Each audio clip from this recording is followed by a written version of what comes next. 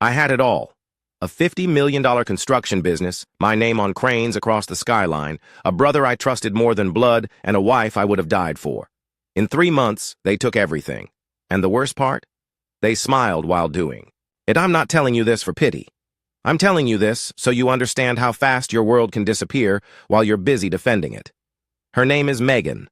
Blonde, green eyes, quiet in public but ruthless when she wanted something. We met at a dive bar off I-84 when I was still framing houses with my bare hands and borrowing gas money from my brother Jake. She believed in me when I was no one. That's the hardest part to swallow. Jake and I built our business from the back of my pickup. TerraBuilt. We took over local bids in Portland, expanded to Eugene, then Seattle. High-rises, bridges, city contracts. By 38, we had over 200 employees.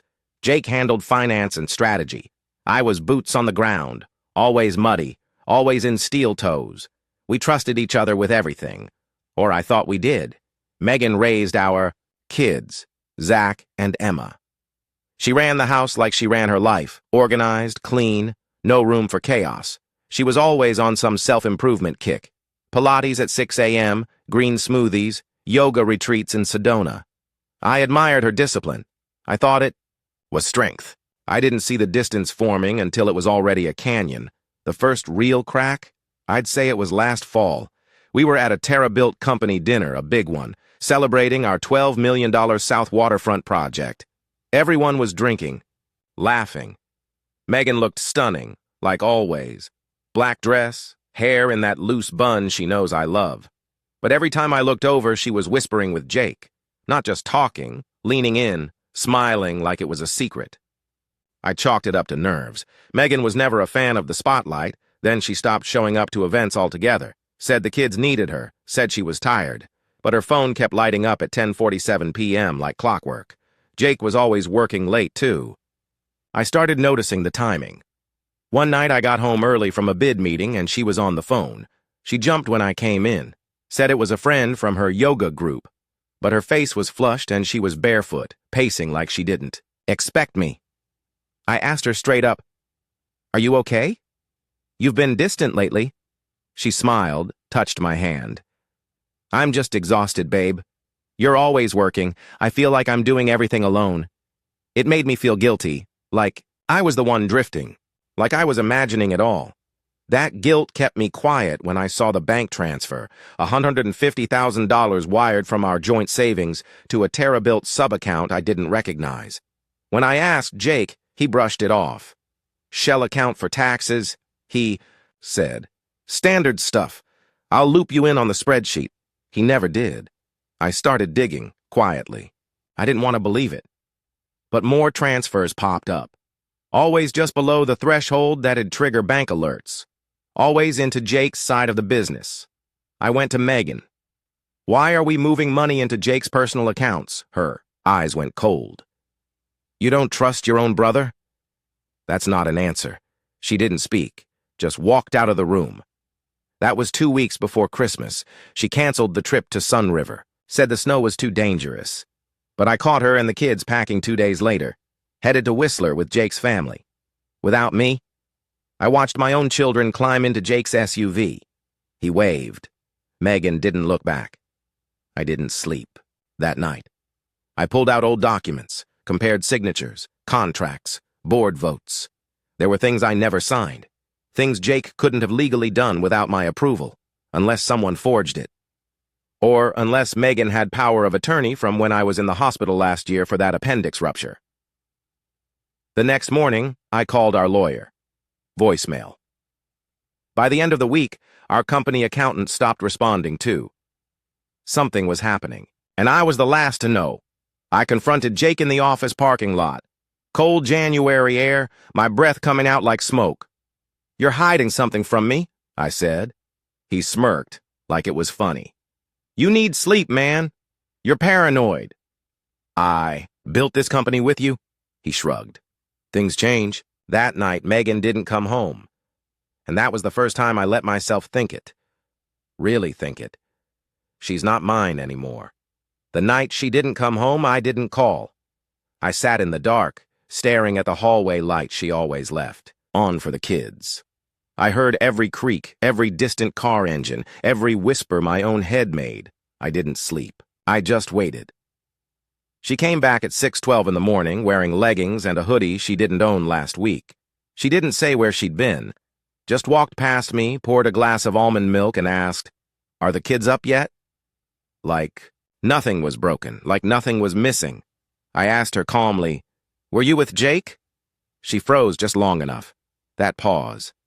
That stupid, perfect pause. Then, "Are you serious?" I saw the texts. What texts? I hadn't. Not really. Just one name that flashed up late one night when her phone was face up. Jake. Dinner. That was enough. She laughed. But it was hollow. "You're being paranoid. You canceled Christmas with your husband, took our kids to Canada with my brother, and now you're gone all night?" She shook her head like I was a child. "You think everything's about you. Maybe the kids needed a break from your tension." I nearly snapped. But I didn't. I just said, "I want to talk to a lawyer." She nodded. "Go ahead. Do what you have to do." So I did, or I tried. The first 3 attorneys I called either didn't answer or told me they had conflicts. One guy flat out said, "I'm already retained by TerraBuilt." When I asked who specifically, he hung up. By the end of that week, I'd called 7 different law offices, all of them blocked. Jake and Megan had covered every angle.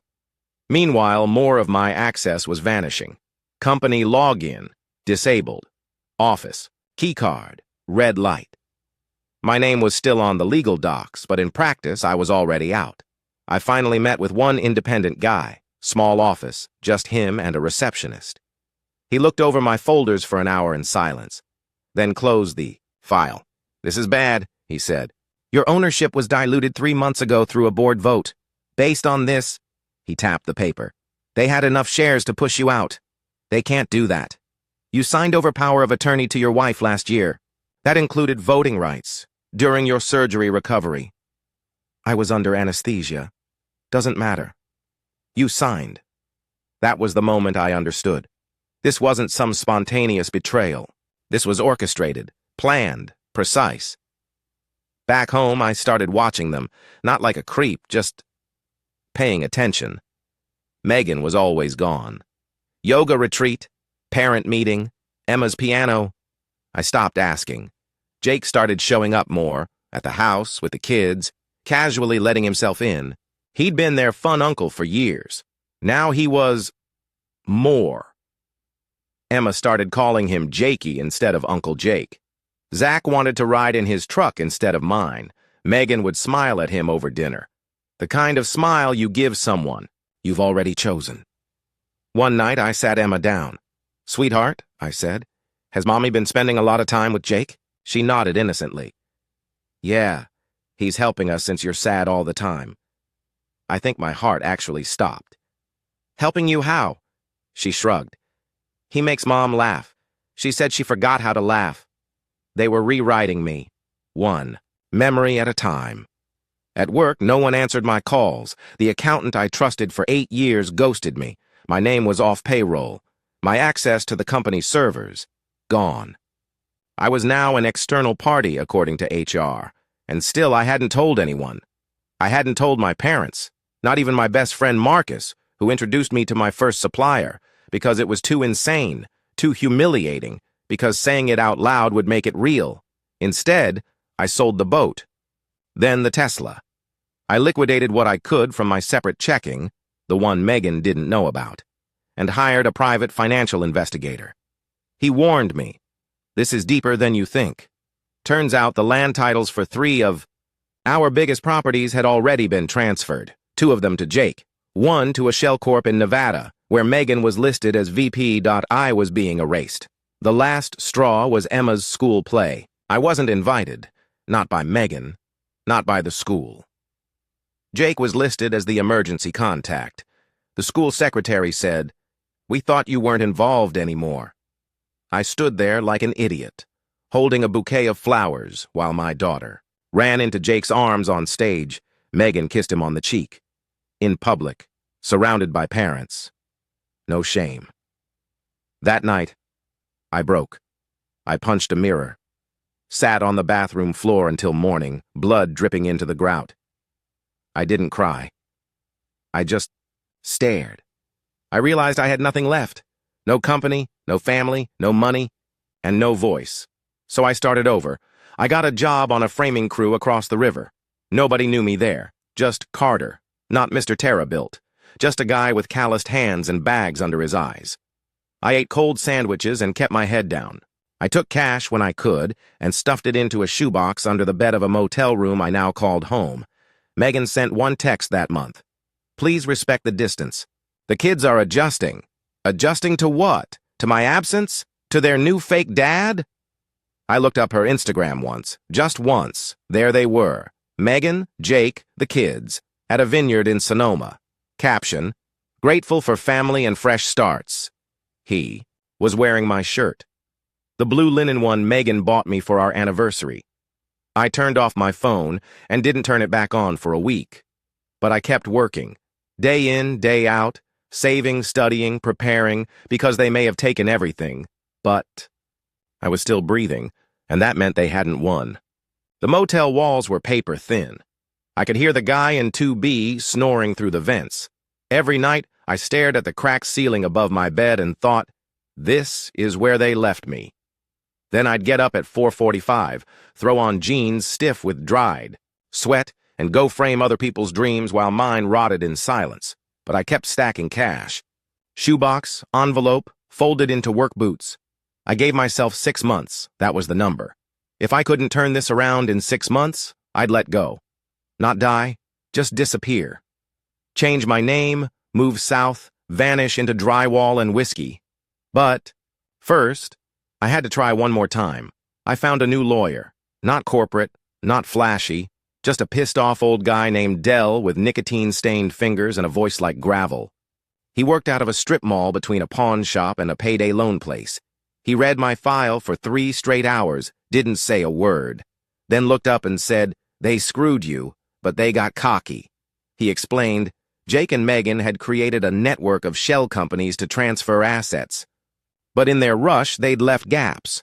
Dates that didn't line up, board votes with fake timestamps, email approvals from addresses that didn't exist anymore. They used your absence during surgery to trigger a vote. But 2 of the board members weren't even legally seated yet. That opens a door. A big one? He lit another cigarette. Big enough to jam your foot in? It wasn't a win, but it was a chance. We filed a motion for discovery.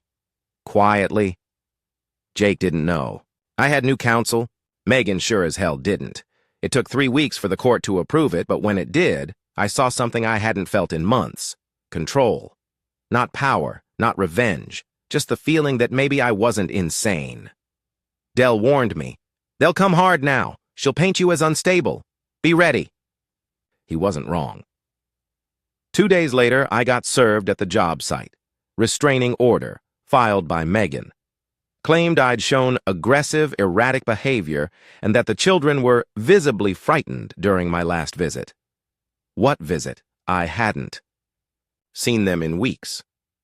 Megan made sure of that. The hearing was scheduled for the following Monday. I showed up in a borrowed suit, fresh calluses still raw on my palms. Megan arrived in beige heels and a pale blue blouse, like she was headed to brunch. Jake sat behind her, arms crossed, jaw tight. She took the stand and told them I'd snapped, that I screamed at her, that I banged on her car window when she wouldn't let me take the kids, that I once grabbed Zach by the arm and left a bruise, that I sent threatening emails. None of it was true, but it didn't have to be. They had resources. PR advisors, lawyers. I had Dell and a stack of photos showing me alone in a motel. The judge granted a temporary protective order. I couldn't contact Megan. Couldn't see the kids. Couldn't step within 300 feet of the house I'd designed, paid for, and built with my own 2 hands. That night, I walked the streets for hours. I didn't cry. I didn't scream. I just kept walking. Somewhere around 2 a.m., I found myself outside a construction site downtown. High rise, 15 stories. Terra-built logo on the fencing, my name, my company, my skyline.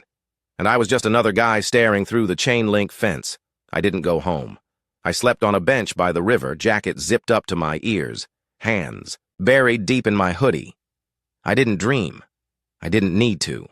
Reality was brutal enough. The next day, Dell called. "They're spooked," he said.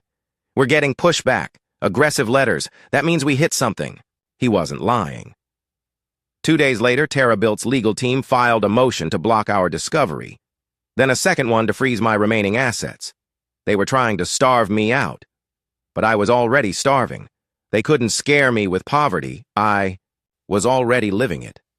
They couldn't shame me. I'd already been stripped bare. The only thing they could do was try to break my will. But here's the thing. When you've already lost everything, there's nothing left to threaten. I spent nights reading legal docs, drawing flowcharts, highlighting transfers. I lived on coffee and dollar menu sandwiches. My hands shook, my eyes stung, but I kept going. Until one night, I saw it. A signature.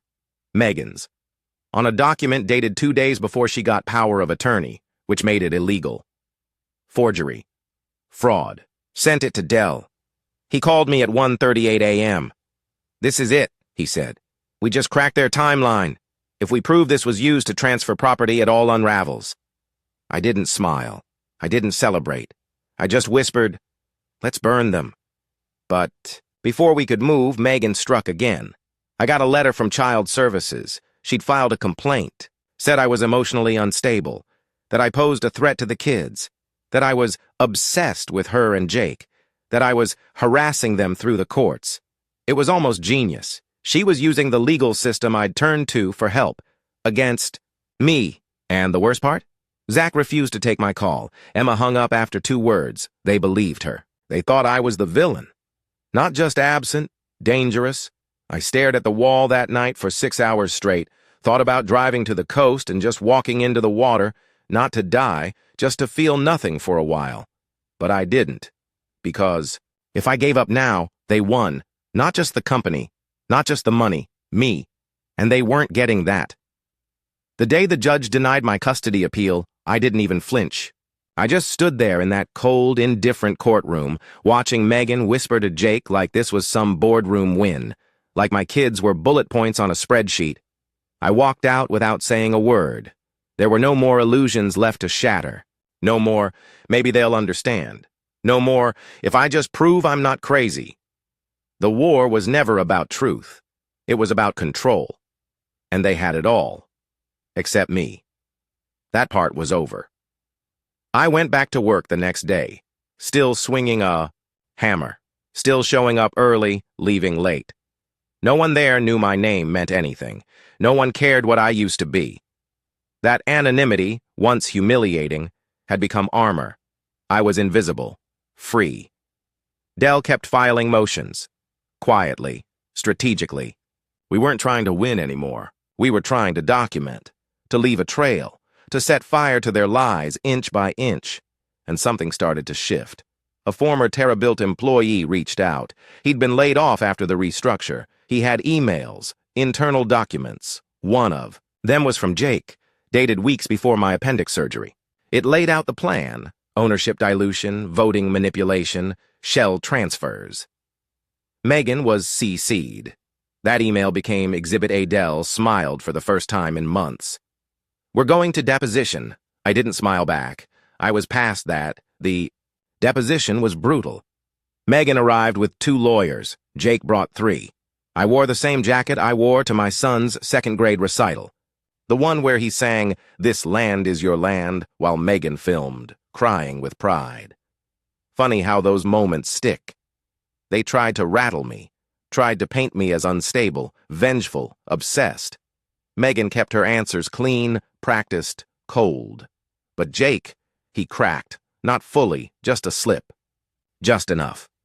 He called the vote pre-cleared. Dell pounced. Pre-cleared by whom? Jake paused. Just half a second too long, that's all we needed. The judge allowed further inquiry into the timeline.